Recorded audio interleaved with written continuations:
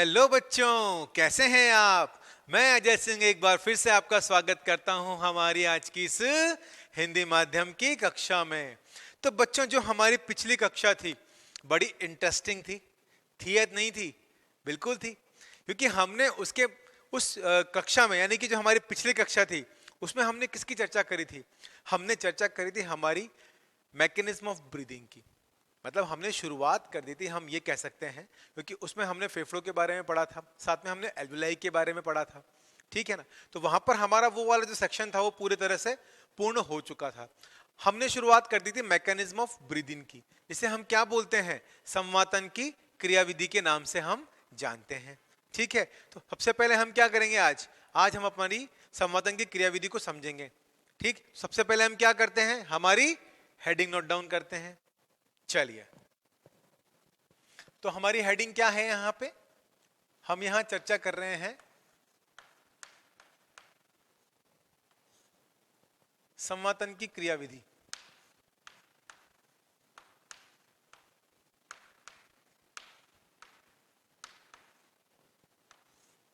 ठीक है, जिसे हम किस नाम से जानते हैं? जिसे हम मैकेनिज्म ऑफ ब्रीदिंग के नाम से भी जानते हैं। तो हम यहां लिख सकते हैं मैकेनिज्म, एक सेकेंड एक सेकेंड एक सेकेंड,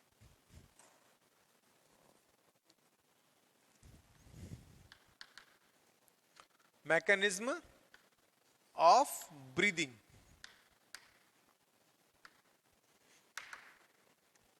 ठीक है, इसे हम किस नाम से जानते हैं? मैकेनिज्म ऑफ ब्रीदिंग के नाम से भी जानते हैं। संवातन तो हमने समझ ही रखा है। संवातन कैसी क्रिया थी? संवातन एक प्रकार की क्रिया होती है जिसमें कि हम बाहरी वातावरण से वायु को अपने शरीर के भीतर लेते हैं और शरीर के भीतर से वापस से हम वायु को क्या करते हैं? आउटर एटमॉस्फेयर में या बाहरी वातावरण में वापस से छोड़ते हैं। तो ये क्रिया हमारी क्या थी? हमारी सिंपल संवातन की क्रिया थी। ठीक, इसमें भी हमने दो फेज देखे। संवातन की जो क्रिया होती है वो दो प्रकार से होती है, दो फेज इसके अंदर होते हैं। कौन कौन से? सबसे पहले हमने चर्चा करी थी किस फेज के बारे में? हमने बात करी थी इंटरनल रेस्पिरेशन के बारे में। ठीक, जिसे हम किस नाम से जानते हैं? जिसे हम अंतः श्वसन के नाम से जानते हैं। अंतः श्वसन। ठीक है, इंटरनल हो रहा है तो अंतः श्वसन।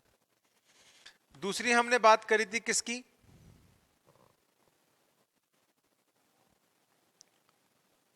External respiration.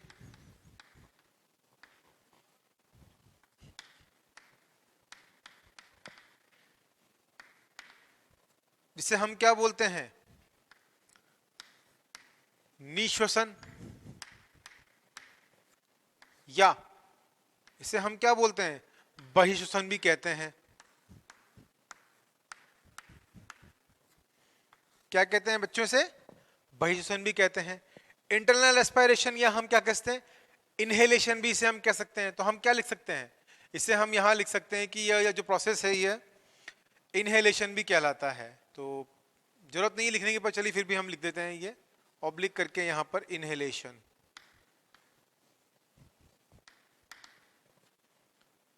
ठीक, और ये होता है हमारा एक्सहेलेशन।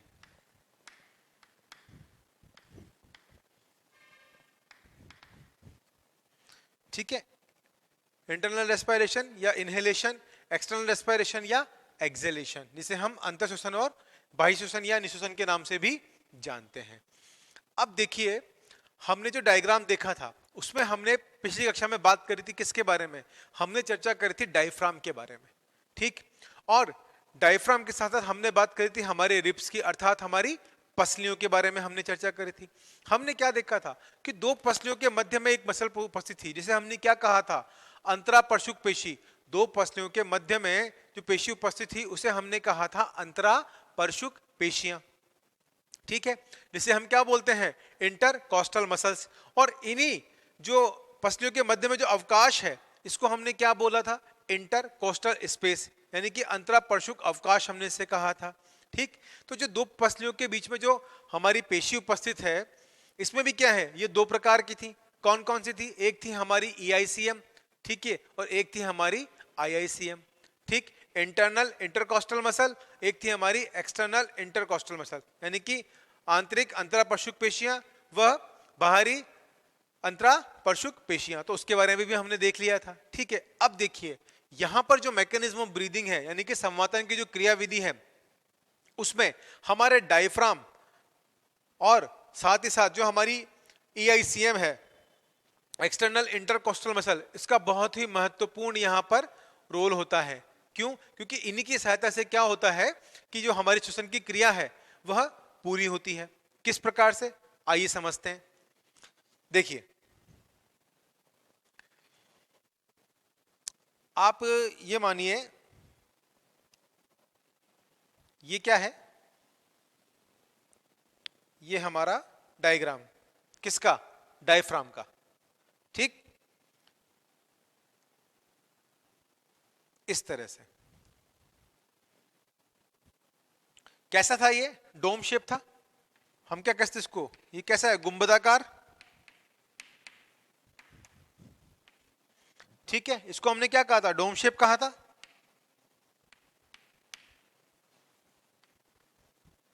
ठीक है, डोम शेप अर्थात गुंबदाकार है।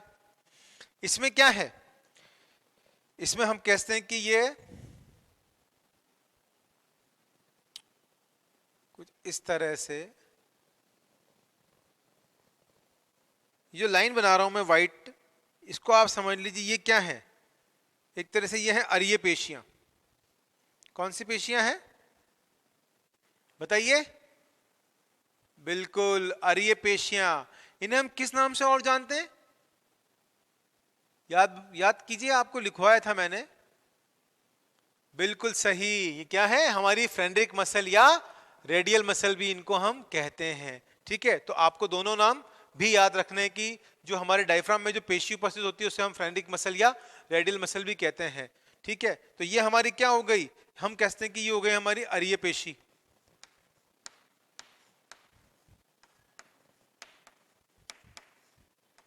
ठीक है, अरीय पेशी की उपस्थिति है।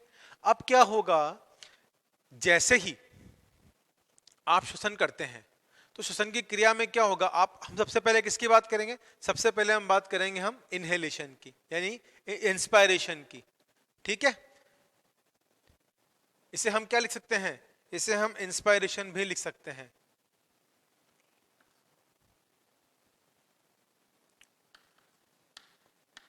इंस्पायरेशन। ठीक, और ये हमारा हो जाएगा एक्सपायरेशन।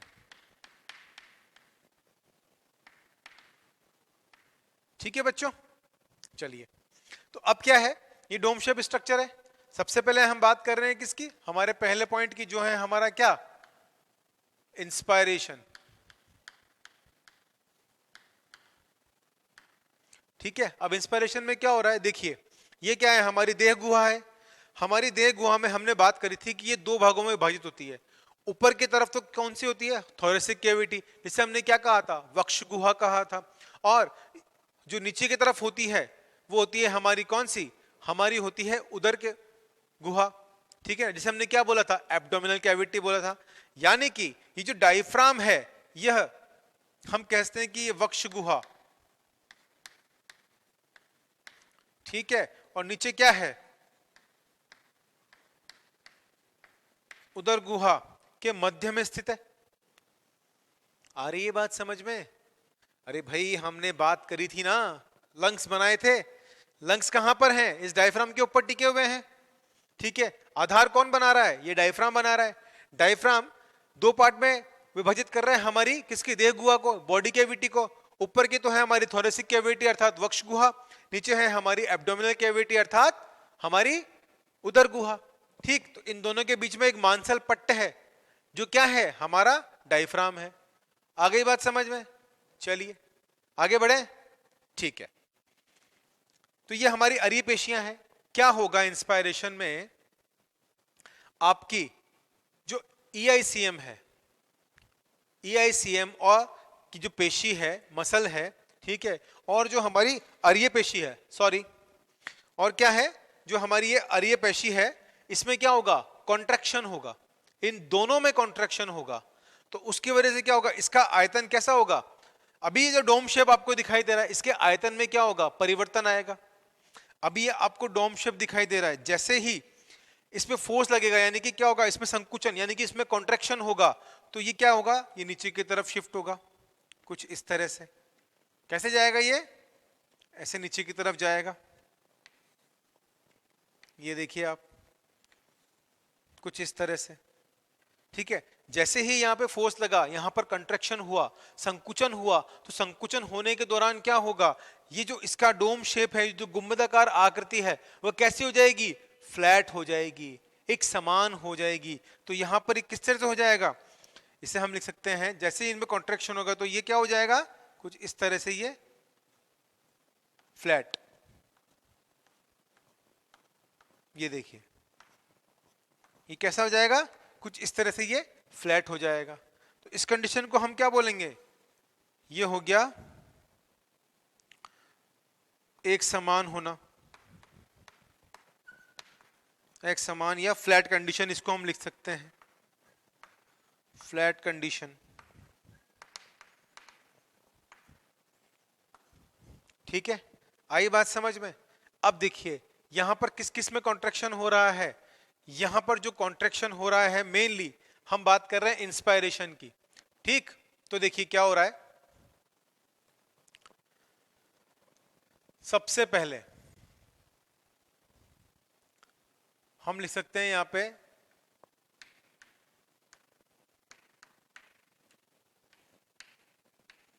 डायफ्राम की अरिय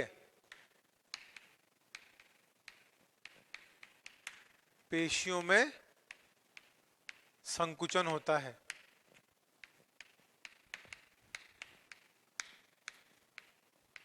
तथा मैं यहां पे EICM लिखता हूं, आप समझ जाइएगा, ठीक है ना। EICM, EICM से क्या मतलब है हमारा, एक्सटर्नल इंटर कोस्टल मसल। क्या है, एक्सटर्नल इंटर कोस्टल मसल। एक बार दोबारा बोलिए, याद हो जाएगा, एक्सटर्नल इंटर कोस्टल मसल। ठीक, तो ये क्या कर रही है, यहां पे इसमें संकुचन हो रहा है, तथा EICM में भी संकुचन हो रहा है।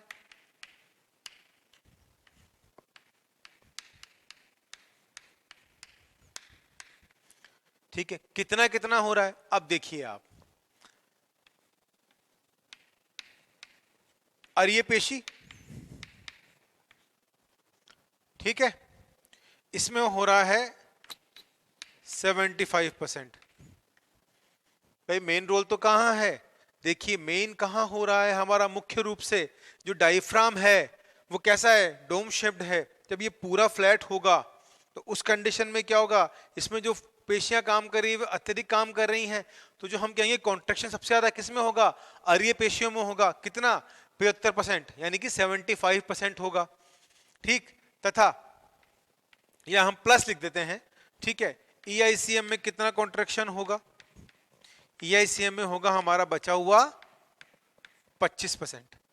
ये दोनों मिलकर क्या करवा रही हैं, इंस्पायरेशन करवा रही हैं, अंतः श्वसन करवा रही हैं। ठीक है, अब देखिए जैसे ही ये कार्य हुआ, कैसे हुआ, देखिए हमने आउटर एटमॉस्फेयर से, यानी कि बाहरी वातावरण से हमने सांस को ले लिया, यानी कि हवा को भीतर लिया। कैसे, देखिए फील कीजिएगा अपने आप में, लिया, लेते ही क्या हुआ, मेरी थोरेसिक कैविटी में चेंज आया। ठीक है ना, हमने बात करी थी इसके बारे में, थोरेसिक कैविटी यानी कि वक्ष गुहा में, इसमें क्या हुआ, ये बाहर की तरफ और ऊपर की तरफ शिफ्ट हुई, हुई ना। तो यहां पे क्या होगा, थोरेसिक वॉल्यूम विल चेंज। ठीक है, थोरेसिक वॉल्यूम में चेंज हुआ और पल्मोनरी वॉल्यूम में भी चेंज हुआ। ठीक, तो हम यहां कह सकते हैं, हम लिख सकते हैं यहां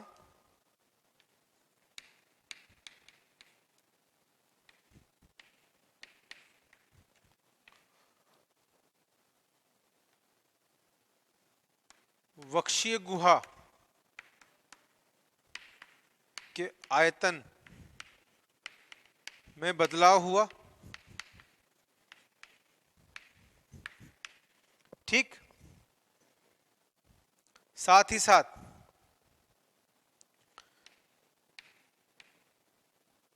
जब थोरेसिक वॉल्यूम में, यानी कि थोरेसिक वॉल्यूम बढ़ा, ठीक है ना, इसमें क्या हुआ, जैसे ही आगे की तरफ शिफ्ट हुआ ये, तो इसमें थोरेसिक वॉल्यूम हुआ तो पल्मोनरी वॉल्यूम भी क्या हुआ, इसका बढ़ा। तो हम क्या कहते हैं कि यहां जो पल्मोनरी वॉल्यूम है, हम यहां लिख सकते हैं पल्मोनरी वॉल्यूम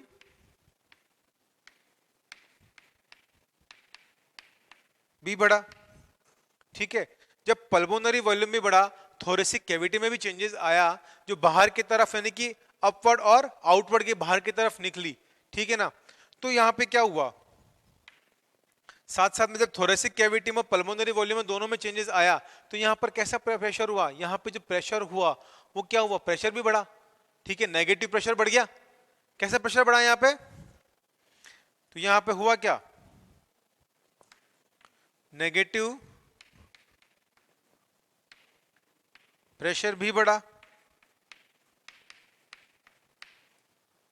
ठीक है, जब नेगेटिव प्रेशर बढ़ा तो उससे क्या हुआ, जब अंदर नेगेटिव प्रेशर है और बाहर पॉजिटिव प्रेशर है, तो हमें पता है कि यहां पर किस प्रकार की क्रिया होती है, सिंपल डिफ्यूजन का प्रोसेस होता है।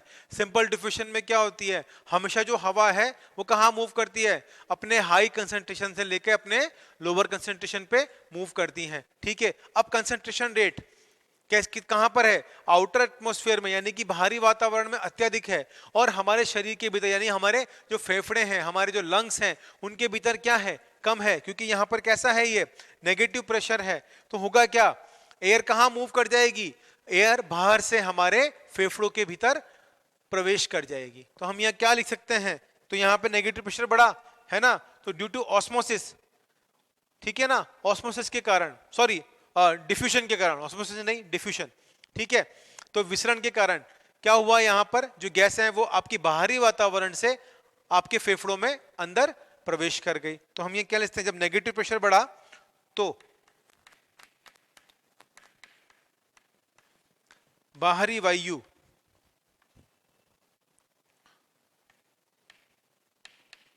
हमारे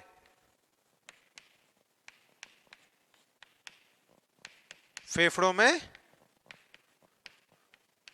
प्रवेश कर गई। ठीक है, जब अल्टीमेटली हमें करना क्या था, कार्य क्या था, हमारा कार्य यह था कि हमें श्वसन करना था, हवा को बाहरी वातावरण से हमें भीतर लेना था। भीतर कहां पर, हमारे फेफड़ों में, हमारे लंग्स में लेना था। तो यहां पे हमें किस में मदद करी, हमारी मदद किसने करी, डायफ्राम ने मदद करी, और हमारी ईआईसीएम की जो मसल्स थी उसने हमारी काम करा। ठीक है, इन दोनों ने मदद करी। भाई 75% जो कॉन्ट्रैक्शन हुआ, संकुचन हुआ, वो किस में हुआ, हमारी अरीय पेशियों में हुआ, जो कैसे थी, रेडियल मसल या फ्रेंटिक मसल भी जिनको हम कहते हैं। ठीक, और 25% किस में हुआ, हमारी अंतरापरशुक, बाह्य अंतरापरशुक पेशियां हैं, यानी कि एक्सटर्नल इंटरकोस्टल मसल हैं, उनके अंदर हुआ। ठीक है, तो ये पूरा कॉन्ट्रैक्शन होने की वजह से क्या हुआ, जब थोरेसिक वॉल्यूम बढ़ा तो क्या होगा, एब्डोमिनल जो पल्मोनरी वॉल्यूम भी क्या होगा, इंक्रीज होगा।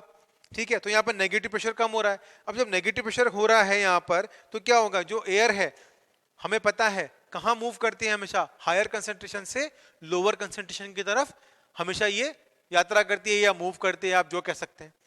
ठीक, तो यहां पर क्या हुआ, अंदर नेगेटिव प्रेशर हुआ, बाहर पॉजिटिव प्रेशर है, तो पॉजिटिव टू नेगेटिव, यानी कि बाहर प्रेशर ज्यादा है और लंग्स के अंदर अर्थात फेफड़ों के भीतर प्रेशर कम है, तो एयर कहां मूव कर जाएगी, from higher concentration to lower concentration. तो फाइनली अंततः हमारे परिणाम स्वरूप क्या निकलता है कि जो हमारी वायु है वो कहां प्रवेश कर गई, हमारे फेफड़ों में प्रवेश कर गई।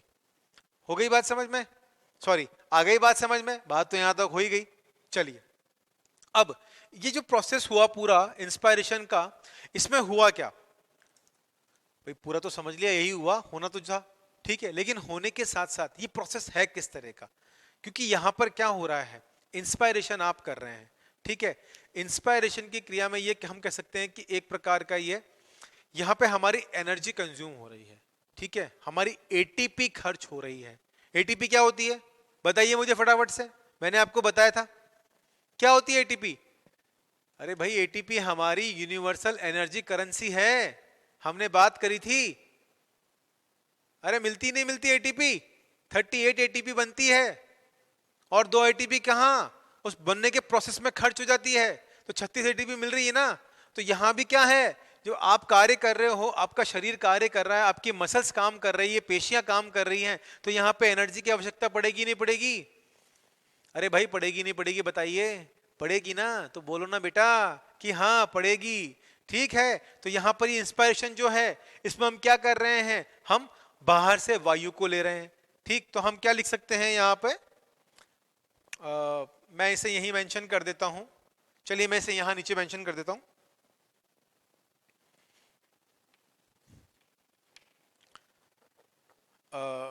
अंतःश्वसन में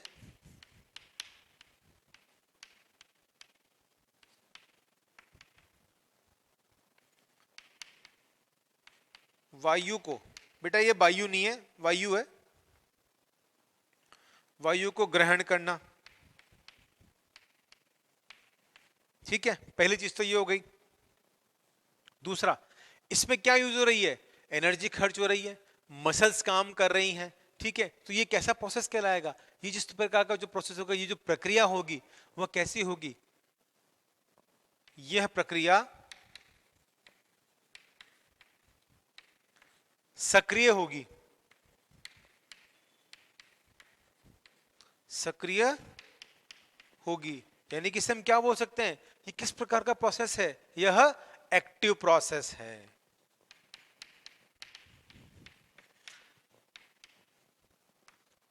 कोई शक? बेशक कोई शक नहीं है। ठीक है, कैसा प्रोसेस है बच्चों, ये एक्टिव प्रोसेस है, यानी कि ये सक्रिय क्रिया होगी। ठीक, क्योंकि यहां पर क्या हो रही है, हमारी बॉडी से, हमारे शरीर से एनर्जी खर्च हो रही है। आ गई बात समझ में? ठीक है, तो यहां पे हमने किसके बारे में पढ़ लिया, हमने इंस्पिरेशन के बारे में देख लिया। चलिए तब तक आप इसको नोट डाउन कीजिए, फिर इसके बाद हम चर्चा किसकी करेंगे, इसके बाद हम चर्चा करेंगे हमारे एक्सपायरेशन के प्रोसेस की। नोट डाउन कीजिए। ठीक है बच्चों, यहां तक आपने समझ लिया, नोट डाउन कर लिया, चित्र उत्तर बना लिए? चलो बना लिए तो बहुत अच्छा किया। चलिए अब क्या करते हैं, इसे रब कर दूं, ये आपने नोट डाउन कर लिया है? चलिए अब हम चर्चा किसकी करेंगे, हम बात करेंगे हमारे एक्सपायरेशन के प्रोसेस की। इंस्पिरेशन के बारे में हमने समझ लिया। ठीक है, चलिए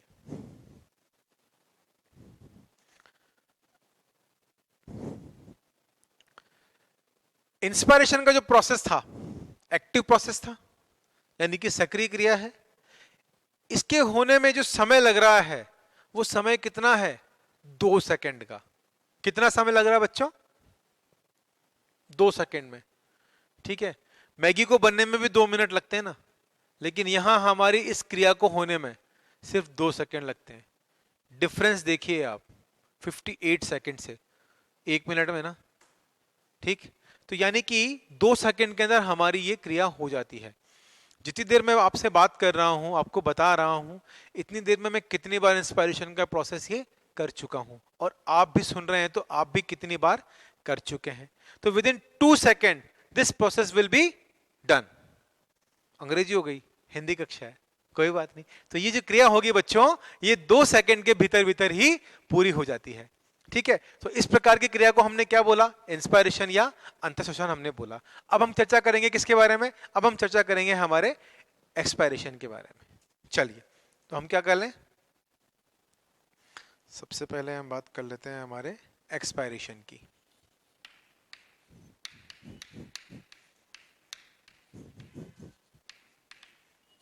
चलिए ठीक है, इसे हमने क्या बोला, बाह्य श्वसन, निश्वसन, या फिर निश्वसन हो गया, या बाह्य श्वसन हो गया, या बहि श्वसन हो गया, कुछ भी आप बोल सकते हैं, बहि श्वसन। ठीक है, चलिए अब देखिए इंस्पायरेशन में क्या हुआ था। जितने भी मसल्स थी, हमारे डायफ्राम की मसल आप ले लीजिए, हमारे EICM की मसल्स ले लीजिए, इन सब में क्या हुआ था, कॉन्ट्रैक्शन हुआ था। जब हमने इनहेलेशन का प्रोसेस किया था, यानी कि इंस्पायरेशन किया था, हमारी एनर्जी खर्च हुई थी, हमारी ऊर्जा लगी थी, एटीपी खर्च हुई थी। अब जब आप नॉर्मल अवस्था के अंदर आप जब इंस्पायरेशन करते हैं तो आपको प्रतीत नहीं होता, ठीक है, इस क्रिया में आपकी एनर्जी खर्च हो रही है। लेकिन जब आप एक्सपायरेशन करते हैं तो इसमें आपकी किसी भी प्रकार की ऊर्जा की क्षति नहीं होती है। यानी कि इस दौरान जो आपकी डायफ्राम की अरीय पेशियां हैं और आपकी जो ईआईसीएम की है, यानी कि एक्सटर्नल इंटरकोस्टल मसल, बाह्य अंतरापरशुक पेशी, इन दोनों में क्या होता है, संकुचन के बाद ये अपनी ये आरंभिक अवस्था के अंदर वापस से आती है। यानी कि इनमें क्या होता है, पहले कॉन्ट्रैक्शन हुआ था, अब इनमें क्या होगा, रिलैक्सेशन होगा। बिल्कुल सही, क्या होगा, रिलैक्सेशन होगा। जब आप रिलैक्स करते हैं, ठीक है, किस तरह से रिलैक्स करते हैं आप, कोई भी काम आपने कर लिया तो हम क्या करते हैं, पहले हमने गहरी सांस ली, फिर जैसे कुछ काम हो गया इस तरह से करते हैं, तो ये क्या हो गया, रिलैक्स हो गया। तो इस कंडीशन में आपकी दोनों मसल्स क्या करेंगी, रिलैक्स करेंगी, ठीक है। अब जब आपकी मसल्स रिलैक्स कर रही हैं तो किसी भी प्रकार की यहां पर एनर्जी यूज में ही नहीं है, क्योंकि यहां पर क्या हो रहा है, पेशियां पहले खींची थी और अब अपनी प्रारंभिक अवस्था में या आरंभिक अवस्था में वापस से आ रही हैं। तो यहां पे किसी भी प्रकार की हमारी ऊर्जा की क्षति नहीं हो रही है। आ गई बात समझ में। यही प्रोसेस जो हमारा क्या कहलाता है, हमारा एक्सपायरेशन कहलाता है, ठीक। अब देखिए एक एक पॉइंट को समझिएगा। यहां पर क्या हो रहा है, अब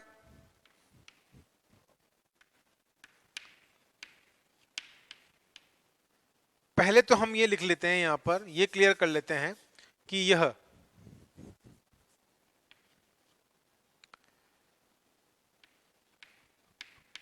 हवा को बाहर निकालने की क्रिया है, हवा को बाहर निकालने की क्रिया है, ठीक है। कैसा है, इनहेलेशन एक्टिव प्रोसेस था और यह हमारा किस प्रकार का प्रोसेस है, यह प्रक्रिया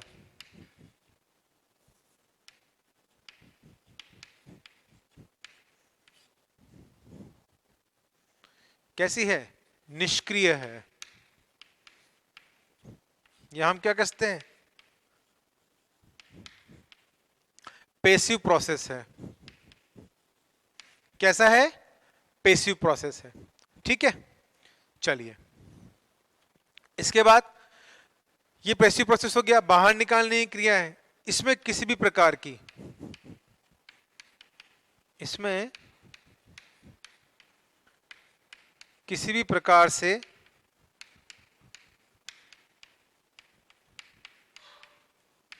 ऊर्जा की क्षति नहीं होती है, ठीक है। तो जब इसमें किसी प्रकार से ऊर्जा की क्षति नहीं हो रही है, इस क्रिया में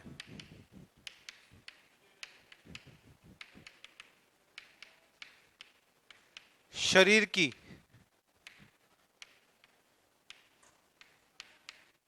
महत्वपूर्ण पेशियां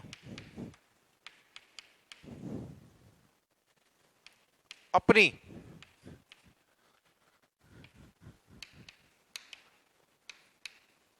प्रारंभिक अवस्था में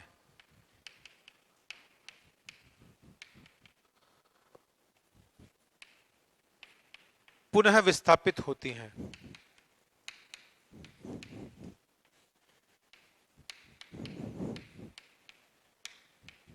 ठीक है, तो यहां पर क्या हो रहा है, इस क्रिया में शरीर की महत्वपूर्ण जो पेशियां हैं, दो महत्वपूर्ण पेशियां हैं हमारी डायफ्राम की फ्रेनिक मसल अरीय पेशियां हैं तथा हमारी ईआईसीएम है, ठीक है। ये दोनों पेशियां क्या करती हैं, प्रारंभिक अवस्था में अपने वापस से आती हैं, ठीक है, पुनः विस्थापित होती हैं। तो इस क्रिया में ये कुछ प्रोसेस होता है, ठीक है।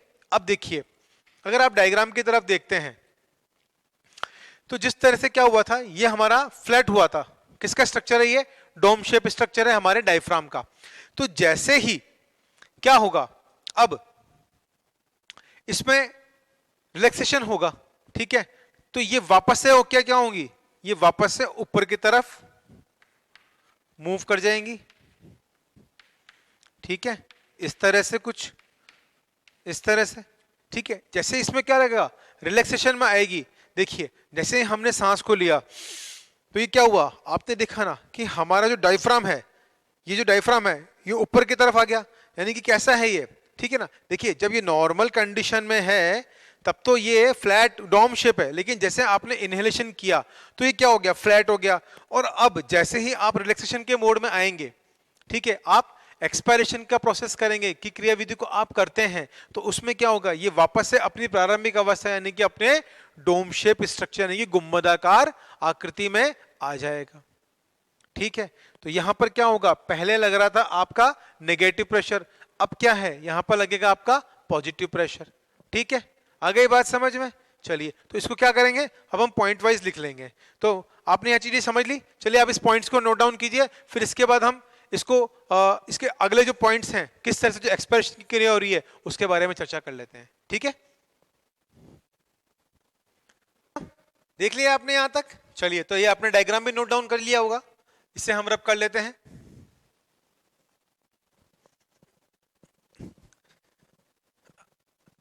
चलिए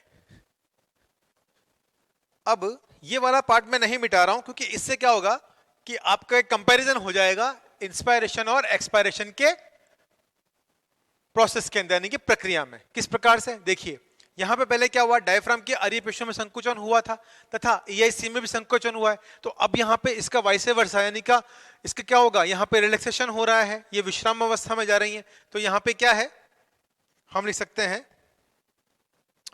इसे हम एक टेबुलर फॉर्म में कर देते हैं। ठीक है, अरे थोड़ा सा टेढ़ा हो गया, सीधा कर लेते हैं। चलिए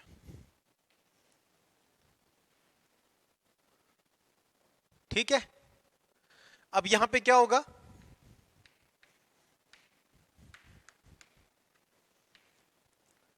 डायफ्राम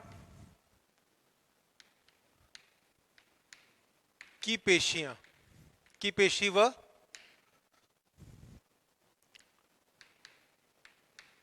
ईआईसीएम यहां पर विश्राम अवस्था में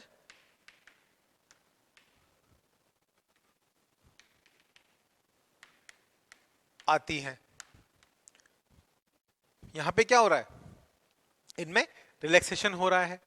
ठीक है, पहला पॉइंट। दूसरा पॉइंट क्या होगा, जब डायफ्राम की पेशी में वो ईआईसी में विश्राम हुआ तो इसमें क्या हुआ, जो स्टर्नम है, उरोस्थी है, ठीक है ना, और जो हमारी पसलियां हैं वह क्या होगी, वह भी अपनी प्रारंभिक अवस्था में आएंगी। तो हम यहां क्या लिखते हैं, यहां पर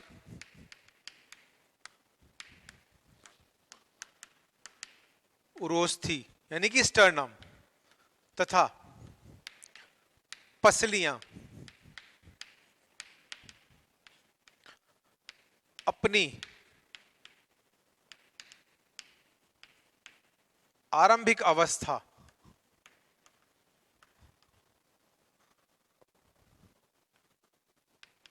में पुनः आती हैं।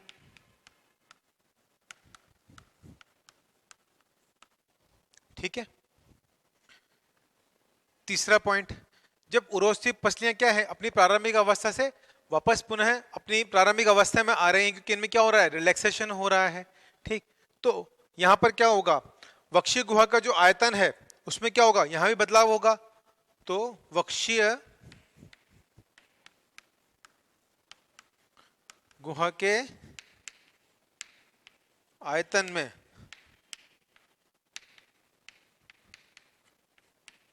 बदलाव होगा तथा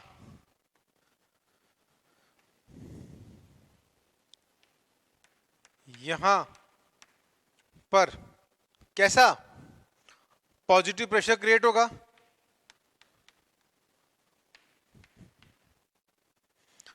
पॉजिटिव प्रेशर बढ़ेगा। ठीक है, जब पॉजिटिव प्रेशर बढ़ रहा है तो क्या हो रहा है, यानी कि इंट्रापल्मोनरी प्रेशर भी बढ़ रहा है। ठीक है। तो यहाँ पे क्या होगा, इंटरपल्मोनरी, जब पॉजिटिव प्रेशर बढ़ रहा है तो इंट्रापल्मोनरी प्रेशर कैसा होगा, डिक्रीज हो जाएगा। ठीक है, कैसा हो जाएगा, डिक्रीज हो जाएगा। तो हम क्या ले सकते हैं कि यहाँ पर जब प्रेशर बढ़ा, कुछ इस तरह से इसको कर लेते हैं, तो जब पॉजिटिव प्रेशर बढ़ेगा तो क्या होगा, अंदर का प्रेशर कैसा हो जाएगा, अब ज्यादा हो जाएगा। ठीक है ना। तो यहाँ पे क्या होगा, जब भीतर का यानी कि लंग्स के भीतर का, फेफड़ों के भीतर का जब प्रेशर ज्यादा होगा और बाहर का एटमॉस्फेरिक प्रेशर क्या हो जाएगा, कम हो जाएगा। तो हमें पता है कि गैसेस कहां मूव करती हैं हमेशा, from higher concentration to lower concentration. तो अब क्या होगा, फेफड़ों से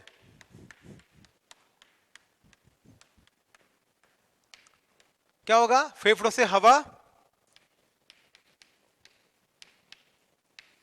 बाहर की तरफ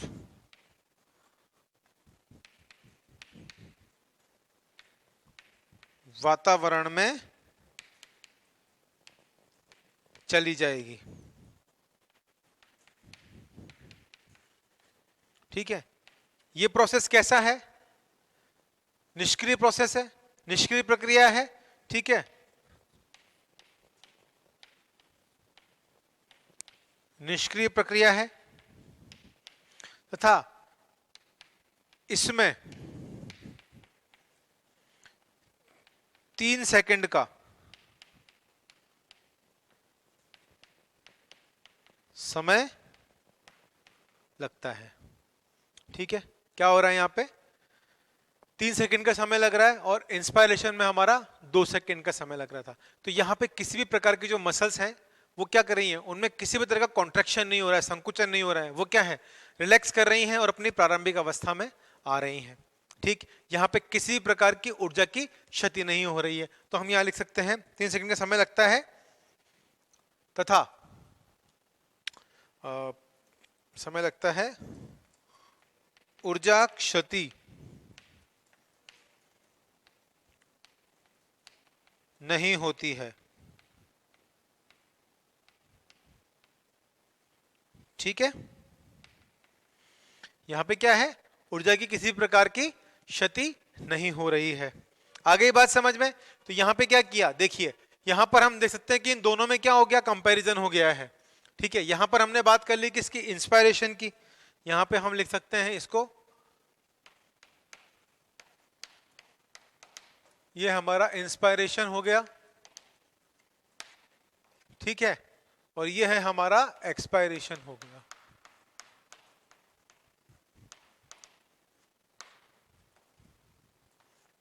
ठीक, इंस्पायरेशन में कहां पे, जो गुहा का बाबड़ा, जो गुहा में जो परिवर्तन आया, हमारी देह गुहा में, वक्षीय गुहा में जो परिवर्तन आया, उसमें बदलाव की वजह से क्या हुआ, यहाँ पे पॉजिटिव प्रेशर जनरेट हुआ। पॉजिटिव प्रेशर जब बढ़ेगा तो क्या होगा, यहाँ पे फेफड़ों से हवा बाहर की तरफ जाएगी, अंदर से यानी कि फेफड़ों से बाहर की तरफ जाएगी। ठीक है, और इंस्पायरेशन में क्या था, जब वक्षी गुहा के आयतन में हुआ तो यहाँ पे क्या होगा, जो पल्मोनरी वॉल्यूम भी बढ़ेगा। ठीक है, तो यहाँ पे क्या है, नेगेटिव प्रेशर ज्यादा बढ़ रहा है। तो नेगेटिव प्रेशर ज्यादा बढ़ रहा है तो यहाँ क्या है, जो बाहरी वातावरण में हवा का प्रेशर क्या है, ज्यादा है, और लंग्स के अंदर क्या है, कम है। तो हमेशा हमें पता है कि हायर कंसंट्रेशन से लोअर कंसंट्रेशन मूव कर रही है। तो यहाँ पे क्या होगा, जो बाहरी वायु हमारे फेफड़ों में प्रवेश कर जाएगी। तो कुछ इस प्रकार से क्या होता है कि हमारा इंस्पायरेशन और एक्सपायरेशन का ये प्रोसेस होता है। ठीक है, अब इसी में क्या होता है कि हम चर्चा कर लें किसकी, फोर्सफुल एक्सपायरेशन की, तो या फोर्सफुल इंस्पायरेशन की। जब हम फोर्सफुल इंस्पायरेशन करते हैं, जैसे हम बाबा रामदेव कहते हैं हमसे कि योगा कीजिए, जब हम योगा करते हैं और गहरी सांस को हम भीतर खींचते हैं, है ना, तो होता क्या है, जैसे ही हमने पूरे दबाव से सांस को खींचा, हमारे जो फेफड़े होते हैं इनकी जो कैपेसिटी होती है ना, वो कितनी होती है, 6 लीटर होती है। लेकिन हम यूज कितनी कर पाते हैं, हम जो इसका इस्तेमाल करते हैं वो आप ये मान के चलिए सब 500 से 700 या 1000 ml तक। लेकिन हमारी कैपेसिटी कितनी होती है, 6 लीटर तक की हमारी लंग्स की कैपेसिटी होती है। उतना तो हम पूरा ब्रीथ भी नहीं करते हैं। ठीक है, तो यहाँ पे क्या है, जैसे ही आप फोर्सफुल इंस्पायरेशन करते हैं तो उस दौरान क्या होता है कि जो आपकी अरी पेशियां हैं और आपकी जो हेल्प करती हैं वो कौन से करती हैं, आपकी आईआईसीएम हेल्प करती हैं। ठीक है, आईआईसीएम हेल्प करती है तो उस टाइम क्या होता है कि जैसे आपकी आईआईसीएम के अंदर कॉन्ट्रैक्शन होता है, ठीक है ना, और साथ ही साथ जो आपकी एब्डोमिनल मसल है यानी कि आपकी उधर की जो मसल्स हैं, पेट की मसल्स, ये भी कार्य करती हैं। ये जब कार्य करती हैं तो उस कंडीशन को हम क्या बोलते हैं, फोर्सफुल इंस्पायरेशन बोलते हैं। वहां पर हमारी उदर की मसल यानी कि हमारी एब्डोमिनल की मसल्स और जो हमारी आईआईसीएम है, इंटरनल इंटरकोस्टल मसल्स जो हैं, वो दोनों क्या करती हैं, हमारे को फोर्सफुल ब्रीदिंग में हेल्प करती हैं, सहायता करती हैं। तो उसमें क्या होता है, जो आईआईसीएम में कॉन्ट्रैक्शन होता है वो डायफ्राम में होता है हमारा 35%, और जो हमारी आईआईसीएम की जो मसल्स होती हैं उनके अंदर होता है हमारा 65%। ठीक है ना, यानी कि 65% तक उसके अंदर कॉन्ट्रैक्शन हो जाता है। उसकी वजह से क्या होता है कि जो आयतन है वो अत्यधिक मात्रा में बढ़ता है। क्या होगा, तो जैसे ही प्रेशर बढ़ेगा तो वहां पे वक्षी गुहा के आयतन में बदलाव होगा, है ना, ज्यादा इंटरपल्मोनरी वॉल्यूम बढ़ेगा, ज्यादा नेगेटिव प्रेशर क्रिएट होगा। जब ज्यादा नेगेटिव प्रेशर क्रिएट होगा तो क्या होगा, ज्यादा मात्रा के अंदर जो है वायु बाहर से हमारे फेफड़ों के भीतर आएगी। तो इसको हम क्या बोल देंगे, इसको हम बोल देंगे फोर्सफुल ब्रीदिंग कह देंगे या फोर्सफुल इनहेलेशन कह देंगे। ठीक है भाई, ज्यादा आयतन बढ़ रहा है, वक्षी गुहा के आयतन में बढ़ोतरी हो रही है। ठीक है, ज्यादा मात्रा के अंदर हमारे आयतन में वृद्धि हो रही है, यहाँ पर नेगेटिव प्रेशर जनरेट हो रहा है। ठीक है ना, तो उसकी वजह से हो क्या रहा है, उसकी वजह से हमारे शरीर के भीतर ज्यादा स्पेस बन रहा है। ठीक है, और जो बाहर ऑक्सीजन है वो उसका अमाउंट ज्यादा है, और अंदर क्या होगा, नेगेटिव प्रेशर है। ठीक, जब नेगेटिव प्रेशर है तो बाहर पॉजिटिव प्रेशर है, बाहर पॉजिटिव प्रेशर होने की वजह से गैसेस मूव कर रही हैं हमारे लंग्स के अंदर ज्यादा मात्रा के अंदर। तो हम जब गहरी सांस लेते हैं तो ज्यादा मात्रा के अंदर हवा जा रही है, यानी कि हम सीधी सी बात कह दें कि ज्यादा मात्रा में ऑक्सीजन को हम ग्रहण कर रहे हैं। जब ज्यादा मात्रा में हम ऑक्सीजन को ग्रहण करते हैं तो हमारे शरीर को, हमारी एक एक सेल्स को, ठीक है, हमारी एक एक कोशिका तक ज्यादा मात्रा के अंदर ऑक्सीजन पहुंचती है। हमारे लंग्स के अंदर ज्यादा मात्रा के अंदर ऑक्सीजन जाती है, जो कहां तक पहुंचती है, हमारी कुपिकाओं तक, हमारी एल्विलाई तक पहुंचती है। इसी कारण से क्या होता है कि जब हम गहरी सांसें लेते हैं तो हमारे शरीर के अंदर, हमारे रक्त के द्वारा अत्यधिक मात्रा में ऑक्सीजन का संचार होता है पूरे शरीर के अंदर। तो उससे हम स्फूर्ति भी फील करते हैं। ठीक है, हम ऊर्जावान बने हुए रहते हैं। तो हमें डीप ब्रीथ करना चाहिए। हम कैसे, ये नहीं कहते कि आपको बहुत जोर जोर से सांसें लेनी है, लेकिन आपको डीप ब्रीथ भी करना चाहिए। ये आपके स्वास्थ्य के लिए बहुत ही लाभदायक होता है। उसी तरह से जैसे हम डीप इंस्पायरेशन करते हैं या फोर्सफुल इंस्पायरेशन करते हैं, तो फोर्सफुल हम एक्सपायरेशन भी करते हैं। ठीक है, फोर्सफुल एक्सपायरेशन के अंदर हम कह सकते हैं कि यहाँ पर हमारी जो मसल्स हैं वो पेशियां भी कार्य करती हैं, क्योंकि अगर आप फोर्सफुल इंस्पायरेशन करते हैं और एक्सपायरेशन करते हैं तो यहाँ आपकी एनर्जी खर्च होती है, आपकी एटीपी यहाँ पर यूज आती है। ठीक है, तो यहां क्या होगा, जैसे आप एआईसीएम में यहाँ पे विश्राम अवस्था में जाएगी तो जो आपकी एब्डोमिनल मसल्स है, ठीक है, वो भी क्या करेंगी, कॉन्ट्रैक्ट करेंगी। तो यहाँ पे क्या होगा, आपको फोर्सफुल ब्रीदिंग कर, जब आप एक्सपायरेशन करते हैं, ठीक है, बलपूर्वक आप निश्वसन की क्रिया करते हैं, तो उसमें आपकी मसल्स जो कार्य कर रही हैं वो क्या करेंगी, जोड़ देंगी। ठीक है, आपकी जो उदर की मसल्स हैं, है ना, एब्डोमिनल मसल्स हैं, ये क्या कर रही हैं, जोर लगा रही हैं। तो जोर लगाएंगी तो उस कंडीशन में क्या होगा, जो आपका डायफ्राम है वो जिस नॉर्मल जो कंडीशन रहती है उसकी, जो एक अवस्था रहती है, प्रारंभिक अवस्था, उससे भी क्या होगा, वो और ज्यादा डोम शेप यानी कि ऊपर की तरफ खिंच जाएगा। ठीक है, और ऊपर चढ़ जाएगा। तो जैसे वो और ऊपर चढ़ता है तो आपकी जो है नीचे का जो ये जो एरिया होता है, यहाँ पे क्या होता है कि यहाँ पे आयतन ज्यादा स्पेस बढ़ जाता है, यहाँ पे आयतन बढ़ जाता है। जब आयतन बढ़ गया है तो होगा क्या कि आप ज्यादा मात्रा के अंदर जो है कार्बन डाइऑक्साइड जो शरीर से आप बाहर निकाल पाते हैं। ठीक है, तो यहाँ पे सब चीज क्या है, किस पर डिपेंडेंट है, जो फोर्सफुल एक्सपायरेशन कर रहे हैं, फोर्सफुल इंस्पायरेशन आप कर रहे हैं, वो किस पे है, वो हमारी मसल्स पर डिपेंड होता है। आई बात समझ में आपको? ठीक है, तो जब हम फोर्सफुल इंस्पायरेशन और एक्सपायरेशन दोनों करते हैं तो उसमें हमारी जो ऊर्जा है उसकी क्षति होती है। आ गई बात समझ में? ठीक है, तो आज के लेक्चर में क्या देखा हमने, आज के लेक्चर में हमने कंप्लीटली इस क्रियाविधि के बारे में हमने चर्चा कर ली है। चलिए, तो चलिए आप इसको यहाँ तक नोट डाउन कीजिए। फिर कुछ स्पेशल पॉइंट्स हैं कि एक नॉर्मल जो व्यक्ति होता है उसमें जो हमारे जो सांस लेने की जो स्पीड होती है या मिनट्स जो बीट होती हैं वो कितनी होती है, उनके बारे में हम चर्चा करेंगे। चलिए आप इसको नोट डाउन, टेबल को नोट डाउन कीजिए। ठीक है बच्चों, आपने नोट डाउन कर लिया। चलिए अब हम चर्चा कर लेते हैं किसकी, कि जो ब्रीदिंग कर रहे हैं हम, संवर्धन की जो क्रियाविधि हो रही है ये किसके द्वारा जो है कंट्रोल की जाती है या नियंत्रित की जाती है। ठीक है, चलिए तो सबसे पहले हम बात कर लेते हैं यहां पर कि जो हमारी सामान्य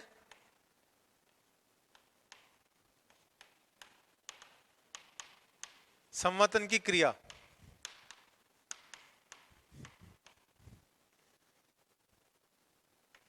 मेडुला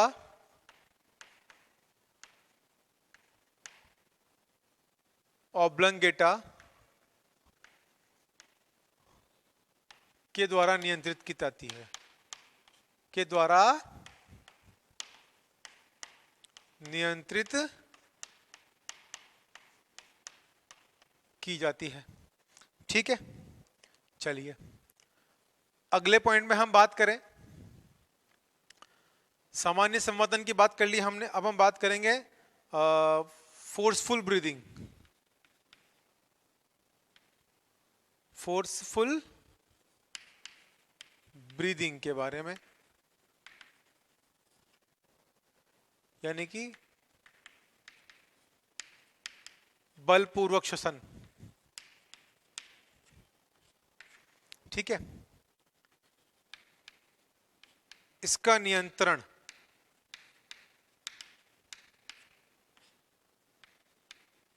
हमारे मस्तिष्क में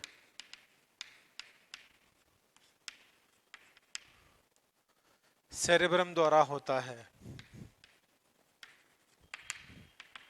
सेरेब्रम के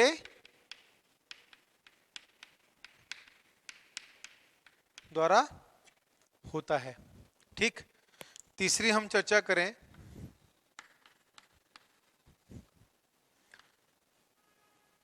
प्रेग्नेंट फीमेल की। तो जो प्रेग्नेंट फीमेल होती हैं उनमें हमें किस प्रकार की संवर्धन की क्रिया देखने को मिलती है? इनमें हमें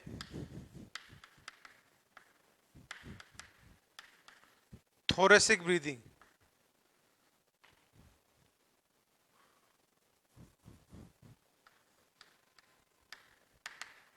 थोरेसिक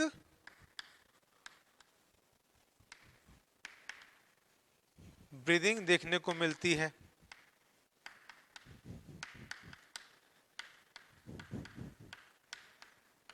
क्योंकि क्या होता है, जो प्रेग्नेंट लेडी होती है उनका पेट क्या होता है, भारीपन होता है, ऐसे लटका हुआ रहता है या ऊपर हम कहते हैं कि चढ़ा हुआ रहता है। ठीक है ना, तो उसी वजह से क्या होते हैं कि जो फीमेल्स होती हैं, प्रेग्नेंट फीमेल्स होती हैं, वो थोरेसिक ब्रीदिंग करती हैं। ठीक है, चलिए अब हम किसकी बात कर लेते हैं, हम यहां पे बात कर लेते हैं बच्चों कि जो ब्रीदिंग है वह किस किस में कितने कितने ड्यूरेशन में होती है या किस प्रकार होती है। ठीक है, चलिए नॉर्मली हम बात करें एक वयस्क व्यक्ति में, वयस्क व्यक्ति, ठीक है, या फिर एडल्ट, ठीक है, उसमें जो श्वसन की क्रिया होती है वो 12 से 16 पर मिनट। ठीक है, इसी के बाद हम बात करें किसकी, एम्ब्रियो की, यानी कि भ्रूण की। ठीक है, तो भ्रूण में ये हमें कितने को देखने को मिलती है, भ्रूण में तो ये होती है 0 मिनट। ठीक, अगली हम बात करें किसके बारे में, अगली हम चर्चा करेंगे वयस्क के बाद एम्ब्रियो, और एम्ब्रियो के बाद हम बात करें न्यू बॉर्न बेबी की, नवजात शिशु। ठीक है, क्या लिख सकते हैं हम, नवजात। ठीक है, तो जो नवजात शिशु होता है उसके अंदर हमें देखने को मिलती है 44, यानी कि 44। इसके बाद हम बात करें चाइल्ड की, छोटे जो बच्चे होते हैं उनके अंदर हमें देखने को मिलती है 25 पर मिनट। ठीक है, और हम बात कर लें किसकी, वेल, और हम बात कर लें एलिफेंट की। ठीक है, तो इनकी ब्रीदिंग रेट क्या होती है, काफी स्लो होती है, 6 पर मिनट। ठीक है, आ गई बात समझ में। तो यहां पे हमने क्या किया, आज के इस कक्षा के अंदर हमने पूरी तरह से मैकेनिज्म ऑफ ब्रीदिंग को समझ लिया। ठीक है, इसके दोनों प्रकार के प्रोसेस, जो दोनों प्रक्रिया होती हैं, जिसे हम अंतःश्वसन, इंस्पायरेशन, बाह्य श्वसन और एक्सपायरेशन कहते हैं, उसके बारे में हमने समझ लिया। अंतःश्वसन जो इंस्पायरेशन है वो एक्टिव प्रोसेस है। ठीक है, एक्सपायरेशन कैसा है, वो पैसिव प्रोसेस है, यानी कि एक क्रिया क्या है, सक्रिय क्रिया है, और दूसरी निष्क्रिय क्रिया है। लेकिन जब हम फोर्सफुल ब्रीदिंग की बात करते हैं, बलपूर्वक जब हम सांसों को हवा को ग्रहण करना, श्वसन को लेना, और फोर्सफुली हम एक्सपायरेशन की भी बात करते हैं, या तो यहाँ पर क्या होता है कि हमारी ऊर्जा की क्षति होती है, यहाँ पे हमारी एटीपी यूज होती है। ठीक है, तो यहाँ पे आज हमने कंप्लीटली क्या कर लिया, मैकेनिज्म ऑफ ब्रीदिंग के बारे में समझ लिया। अब अगली कक्षा में हम बात करेंगे कुछ रेस्पिरेटरी वॉल्यूम्स के बारे में। ठीक है बच्चों, तो आज के लेक्चर में बस इतना ही। धन्यवाद।